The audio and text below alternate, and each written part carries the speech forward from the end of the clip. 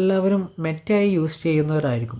പക്ഷേ പലർക്കും ഇതെങ്ങനെ ഗ്രൂപ്പിലും പേഴ്സണൽ ചാറ്റിലും യൂസ് ചെയ്യാം എന്നുള്ളത് അറിയില്ല. അപ്പോൾ എങ്ങനെയാണെന്നുള്ളത് നമുക്ക് നോക്കാം.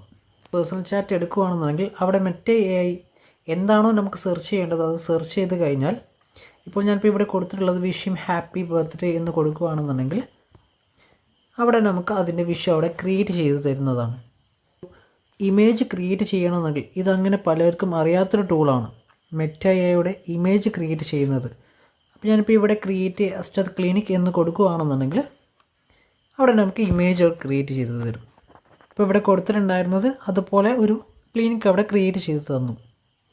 പിന്നെ വേറൊരു ഇൻട്രസ്റ്റിംഗ് ടൂളാണ് നമ്മുടെ ഒരു ഇമേജ് ക്രിയേറ്റ് ചെയ്താൽ അത് നമുക്ക് ആനിമേറ്റ് ചെയ്യാൻ പറ്റും.